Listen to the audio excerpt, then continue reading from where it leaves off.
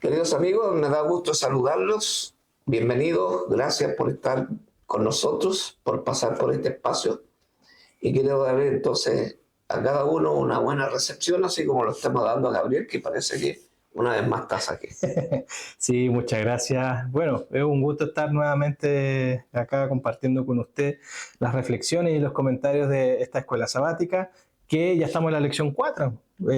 Tiene por título El conflicto detrás de todos los conflictos. ¿Qué le parece? Hoy un tema bastante importante, así que vamos a pedir al Señor su asistencia. Parece. Quiero rogar que tú ores. Oremos entonces. Padre nuestro que estás en los cielos, santificado sea tu nombre. Gracias, Señor, te damos por este momento que nos das este espacio, Señor, de hacer los comentarios de tu lección, Señor, de escuela sabática. Gracias te damos, Señor, por este momento que nos das de poder leer tu palabra y entenderla, Señor, cada día más. Te ruego, Señor, por todos los que estamos acá presentes, como así también las personas que están viendo este video a través de YouTube. Te pido que los bendigas grandemente y que este video sea de gran bendición para cada uno de ellos, como así de nosotros. Dejamos nuestras vidas en tus manos, en el nombre de Jesús. Amén. Bien, Gabriel, a ver, ¿te aprendiste el versículo de memoria? Chuta, yo ya veía eso, me la puso difícil. Pero sí, creo que hice mi trabajo, así que vamos a ver si es que usted me da el visto bueno o no. Bueno, el versículo para esta semana lo encontramos en Josué 10:14, el cual dice: no ha habido un día igual, ni antes ni después, en que el Señor escuchara la voz de un hombre, porque el Señor luchó por Israel. Josué 10:14. ¿Qué tal? Perfecto, perfecto, muy bien. Pase la prueba. Excelente, excelente. Bueno, aquí nosotros estamos introduciendo un conflicto y estamos inmersos en ese conflicto. Así es. Nadie puede decir yo no tengo que ver con esto, no, todos estamos involucrados. Y aquí nos estamos refiriendo al eje temático de la Biblia. Tú puedes estudiar la Biblia con varios temas, ¿no es cierto? Incluso doctrinas. Fíjate que la Iglesia Adventista sostiene 28 creencias bíblicas, Así es. ¿cierto? De las cuales están organizadas en 6 doctrinas. Y la doctrina que escojas, ya sea Dios, ya sea la salvación, ya sea la doctrina del hombre, la doctrina de la Iglesia, la doctrina de la vida cristiana, o los acontecimientos finales, ahí están las 6 doctrinas, y cada una está vinculado a una doctrina específica, a una creencia específica. Cualquiera sea la temática, está bajo el contexto del conflicto entre el bien y el mal. ¿Por qué es importante esta introducción, Gabriel? Porque lo que vamos a ver ahora y lo que vamos a seguir viendo está justamente bajo este contexto. Y la ocupación de la tierra prometida por parte del pueblo de Dios, consolidando así esta promesa que ellos tenían en mente, en su corazón, en la cual habían cruzado el río Jordán y se enfrentaban ahora con escollos gigantes como la ciudad de Jericó que tenían al frente. Toda esta está dentro del contexto del conflicto entre el bien y el mal y llega a ser como tipologías o símbolos de este gran conflicto. ¿Está claro? Así es. Ahora, nosotros comenzamos la lección con una oración, que es la oración que Josué, en su desesperación por cómo iba a ser para ocupar la ciudad de Jericó, cómo tomar la ciudad de Jericó. Y él elevó sus ojos al cielo para inquirir al Señor su ayuda, sus instrucciones, y ahí aparece un soldado enorme, grande, y claro, Josué le llamó la atención. ¿Y te acuerdas la pregunta que le hizo? ¿Qué pregunta fue la que le hizo? Porque igual uno leyendo el tema se da cuenta de que este soldado es bastante especial. Sí, le pregunta, bueno, ¿eres tú del ejército de ellos o del ejército nuestro? Entonces, la respuesta fue, no, yo no pertenezco a ejércitos humanos. Allá con eso, sino que pertenezco al ejército de Dios. El tema es que a continuación lo que hace Josué es que él cae de rodillas y le adora. Así es. ¿Y eso qué significa, Gabriel? Reconocimiento de que Él es Dios. es que el que estaba ahí, Ujú. ese príncipe que estaba ahí con una espada desenvainada, es el príncipe que ve Daniel, ¿te acuerdas? Así es. Ese príncipe que está de parte del pueblo de Dios, que ve Daniel, es este mismo príncipe. Y es nada menos que Jesús. Así es. Eso.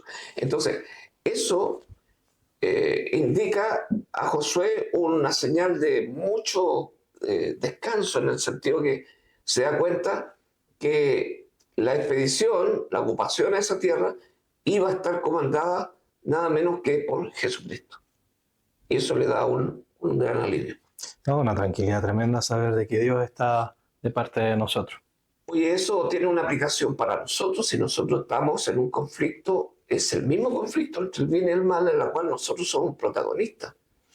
Así que, mira, esa es la primera idea de la lección. Y nosotros podemos observar ese soldado allí con la espada desenvainada, y es el mismo que es nuestro Dios. Así es. Ahora, lo segundo, una miradita al contrincante. Sí, porque me imagino que en todo conflicto tiene que haber partes acá, una parte buena y una parte mala.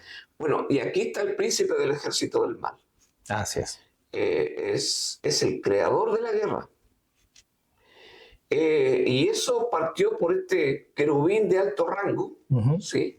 Que nada menos que está al lado del mismo Dios, que incluso caminaba sobre carbones encendidos, que era precioso, que era perfecto, como lo describe Ezequiel capítulo 28. Ujú.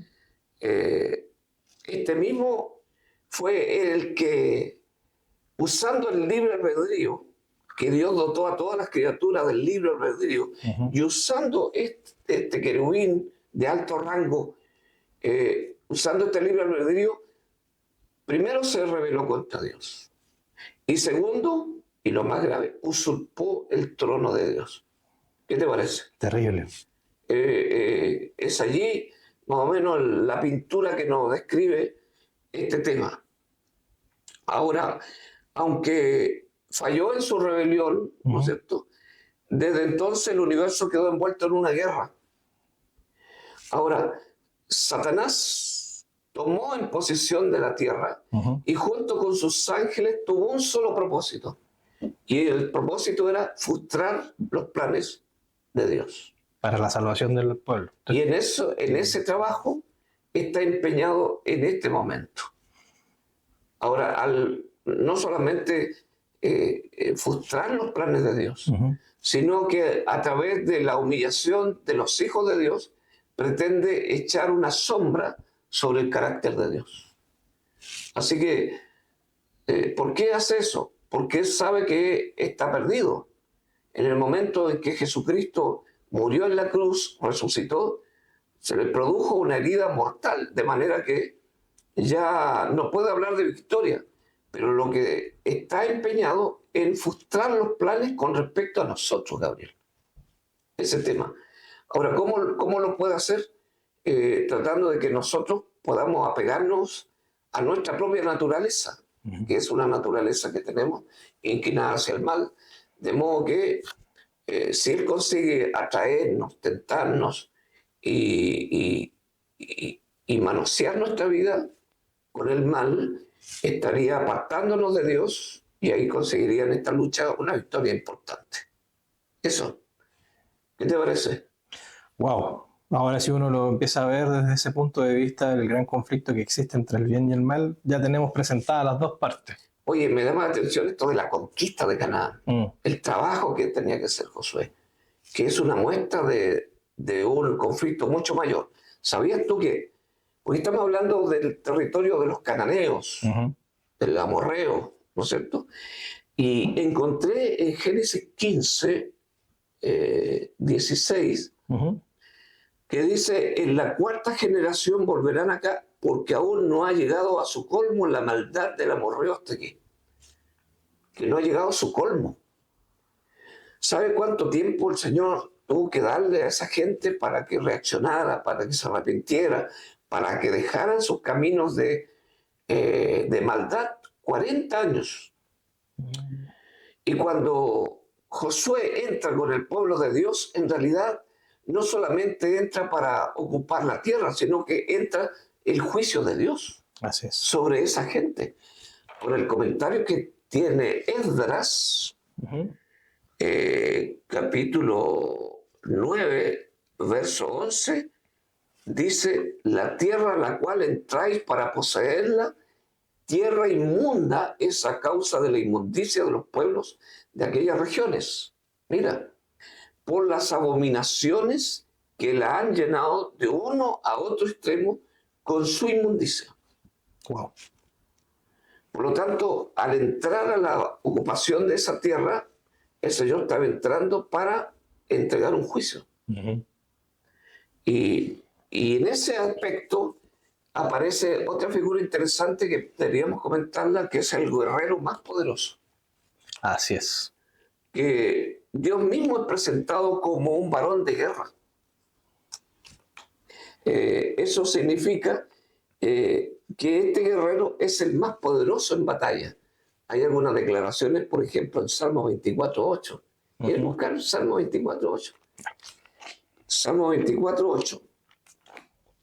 ¿Qué declaración o qué expresión aparece ahí en Salmo 24.8? Dice Salmo 24:8. ¿Quién es este Rey de gloria? Jehová el fuerte y valiente, Jehová el poderoso en batalla. Muy bien. Ahora, ¿tú crees que Dios está en guerra contra los seres humanos? No. ¿Qué te parece? No, Él no está en guerra con los seres humanos, por supuesto que no. Porque más bien el Señor ha dado su vida, ha dado a su Hijo, a Jesucristo, para que los seres humanos tengan la opción de salvarse, ¿no es cierto? Claro, claramente un Dios de amor. Entonces, esa guerra tiene que ver contra los poderes espirituales a los que se adhieren, en ese caso los cananeos, se adhirieron, se mimetizaron al mal, a las abominaciones. Y aun cuando el Señor mostró misericordia, mostró perdón, en el caso Rahab, ¿te acuerdas? Que nosotros vimos y que nos emocionó. En la lección 2. El hecho de que Rahab reconociera a ese Dios y que estuviera dispuesta a entregar su vida, entonces ahí extendió el Señor su perdón y al final Rahab fue salvada. De manera que no era porque ellos no tuvieran la oportunidad o no habían tenido la oportunidad, es que ellos se empecinaron en comprometerse con el mal, con la abominación. ¿Sabes qué es lo que más me impresionó? Cuando dice que la tierra estaba llena de inmundicia y que esa inmundicia está de un extremo a otro, es que los padres entregaban al dios Moloch a sus hijos como un ritual. Esa cuestión la encuentro monstruosa, de una blasfemia enorme, de un desprecio hacia Dios. Imagínate esos niños entregados a un Dios que tenía una forma, una imagen, por supuesto, que tenían brazos y que eran calentados a altas temperaturas y los padres los arrojaban. Dime tú, ¿cuánto tuvo que soportar Dios al ver eso? Y aunque ellos recibieron luz con respecto a quién era Dios, ellos se empecinaron en hacer mal. Entonces, Dios sigue siendo aquel guerrero que está justamente en contra de esta maldad y que esa maldad tiene su límite. Porque dice que ellos llegaron al colmo, quiere decir que hubo un límite que traspasaron. Es por eso que el Señor entró junto con su pueblo para poder hacer juicio. Ahora, Dios desea erradicar el mal. ¿Qué crees tú de la tierra? De todas maneras. Sí. En realidad, cada noticia que uno ve, cada cuadro de inmoralidad que uno ve, que los valores cristianos, los valores morales ya prácticamente están en extinción en este mundo. Entonces uno se pregunta, ¿qué es lo que tiene que pasar para llegar al colmo de la maldad? Porque esa muestra que hubo allá de los cananeos, de los amorreos, es una muestra de lo que es el mundo ahora. Así es. De manera que hasta qué es lo que tiene que pasar para llegar al colmo de la maldad.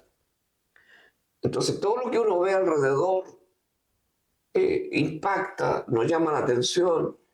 Entonces, el Señor quiere erradicar todo eso de la tierra. Ahora nosotros somos protagonistas, claro que somos protagonistas. ¿Somos afectados por el mal? Somos afectados por el mal. Lo que sí tenemos que cuidar es no estar comprometidos con el mal. Así es. No sé si tú ves la diferencia. Nosotros somos afectados por el mal, sí, pero ese mal nos tiene que tocarnos interiormente. Claro. Porque no lees que este conflicto, que puede estar en la doctrina, que puede estar en la sociedad, este conflicto lo vemos en todas partes, pero ese conflicto también está dentro de nosotros. Así es. Entonces, el Señor quiere erradicar el mal de la tierra, pero erradicar el mal dentro de nosotros. Por eso expulsó de Canaán a aquellos que habían decidido tomar parte en el bando de Satanás y otorgar la tierra al pueblo que había tomado parte por él. Pero nosotros necesitamos tomar parte por el Señor. Así es. ¿Cómo podemos tomar parte por el Señor? Permitiendo que Dios purifique nuestra vida, la limpie. Que Dios entre en nosotros. Fíjate que en Apocalipsis dice, ¿quiénes son estos que están acá? Estos son los que han lavado su ropa en la sangre del Cordero.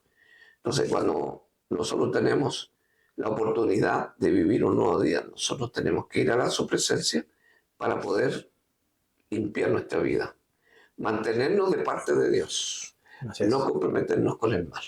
De todas maneras, porque como bien dice usted, en definitiva el conflicto actualmente no es por un territorio, sino que es por cada uno de los individuos que estamos acá. Exactamente. Muy bien, Gabriel. ¿Sabe qué? Otro aspecto de la lección que toca es que Dios pelea por nosotros. Así es. Es un tema bien interesante. ¿Por qué? Porque el plan original de Dios era conquistar Canaán, ¿cierto? Por medios sobrenaturales. ¿Cuántas veces nosotros leemos de que el Señor les dijo, ustedes estén tranquilos, quédense, sigan mis instrucciones? Lo único que les pido es que sigan mis instrucciones. El Señor iba a intervenir, Él iba a pelear. En el caso de Jericó, el Señor les dijo, ustedes lo único que quiero que hagan es ustedes rodeen la ciudad. ¿Sí? En una procesión. Exacto. Nada más que eso. Entonces yo voy a intervenir y voy a echar abajo esas paredes. No la echó abajo Josué. No. No la echó abajo ninguno de los soldados. Fue Dios quien lo hizo, con sus ángeles. ¿Te acuerdas que es interesante esto de la presencia de Dios y cómo el Señor interviene para librarnos del mal y también para emitir juicios contra el mal? Es Dios trabajando a través de sus ángeles. Así es. Sí. ¿Te acuerdas que Eliseo, cuando tenía a su siervo, en alguna ocasión, cuando ellos se vieron rodeados de ejércitos enemigos y el siervo estaba desesperado de que Eliseo estaba tan tranquilo, y Eliseo pidió al Señor que le abriera los ojos a su siervo Giesi, y cuando el Señor abrió sus ojos, vio que estaba rodeado de gente de a caballo, de fuego. Multitudes. Multitudes. Por lo tanto, la presencia de los ángeles es muy importante en esta lucha, de la cual el Señor espera librarnos cada día. Y bueno, estamos hablando de la intervención de Dios, y la Biblia registra algunos ejemplos. Sí, de hecho hay varios que hemos ya repasado, por ejemplo, en el trimestre anterior, cuando hundió el ejército egipcio en el Mar Rojo. Eso fue una cuestión impresionante. Una proeza. Fue tan impactante, Gabriel, que todos los pueblos supieron la noticia. Así es. ¿Cómo fue que pasó eso? Oye, lo otro que me llamó la atención, que Dios usó el granizo para los cananeos. ¿Cómo tiene que haber sido granizo? ¿De qué tamaño tiene que haber sido también? Para liquidar a todos esos soldados. Bueno, y después habían algunas intervenciones personales, como destruyó a los que despreciaron a Elías, mandó osos contra los que se burlaron contra Eliseo, consiguió la paz cegando al ejército sirio, si en una ocasión hizo pelear entre sí a los amonitas y moabitas. O sea, mandó enfermedad mortal a Herodes. O sea, hay algunos antecedentes que vemos cómo Dios intervino. El problema es cuando nosotros no seguimos la instrucción de Dios. Cuando somos porfiados. Exactamente, y esa es la última idea, Ujú. en que nosotros cuando murmuramos, cuando no creemos, ahí la pelea que Dios tiene en sus manos contra el mal se va hacia nosotros. Es como decir, Señor, bueno, si tú no crees en mí, si tú estás murmurando por las condiciones que estás, entonces pelea tú. Claro. ¿Te acuerdas de esa batalla entre los amalecitas? Ujú. En la cual, cuando sostenían la mano de Moisés, el pueblo de Dios dominaba, y cuando las manos de Moisés se venían abajo, Y el otro pueblo avanzado. oye, eso fue porque el pueblo de Dios murmuró. No era el plan de Dios que fuera así la batalla. Ujú. Él podía intervenir, pero no intervinieron porque ellos murmuraron. Oye, esa cuestión me quedó aquí. Gabriel, nosotros tenemos que cambiar nuestra actitud con respecto a lo que nos pasa en nuestra relación con Dios. Sí. Muchas veces nos tenemos que estar murmurando, comentando, cuestionando. Evitando esas conductas, claramente. Y no, pues nosotros tenemos que confiar plenamente que Dios se hará ese cargo. De todas maneras, es importante que tomemos en cuenta, por ejemplo, la recomendación del Señor con relación a la lucha contra el mal. Dice que tenemos que usar toda la armadura que Él dejó. Ujú. ¿Te acuerdas? De Efesios 6, Ujú. que tenemos que tener puesta el casco de la salvación, la coraza de la justicia, la palabra de Dios que simboliza el El escudo, escudo. Ujú. los pies con el apresto del Evangelio, ¿recuerdas? La espada que representa la palabra de Dios, la fe del escudo, más bien de la fe, que apaga los dardos de fuego del enemigo. O sea, tenemos que hacerlo a la manera de Dios, Así es. no a nuestra manera, para que haya éxito. Bueno, esos son los Interesante. pensamientos de la lección de esta semana. No, yo siento que cada semana que vamos avanzando, más interesante se va tornando la lección. Así que muchas gracias por este momento que hemos tenido para compartir este pequeño comentario de la lección de esta semana. Una lección de gran bendición, porque no solo para el pueblo de Israel fue, sino que también es para nosotros. Tenemos que ponerlo en práctica. Oye, una cosita, este es un documento que tengo como para ponerlo ahí en... Ujú. Y lo vamos a compartir también en la descripción para que la gente lo pueda descargar. Dice, ¿cómo conciliar a un Dios compasivo, misericordioso, un Dios de amor, con el Dios guerrero, dando instrucciones para matar a todos los cananeos sin distinción? ¿Cómo conciliar? Aquí tenemos alguna idea que puede ayudarnos. Así es. Bueno, les damos las gracias a quienes han podido ver este video. Que Dios les bendiga grandemente. Suscríbanse, denle like, ahí marquen la campanita porque vamos a estar, Dios mediante, subiendo harto contenido respecto a los comentarios de esta lección. Oremos. Oremos. Señor, gracias. Bendice todas estas ideas, que tu Santo Espíritu nos acompañe. En el nombre de Jesús, amén. Amén. Que Dios los bendiga. Cuídense. Chao.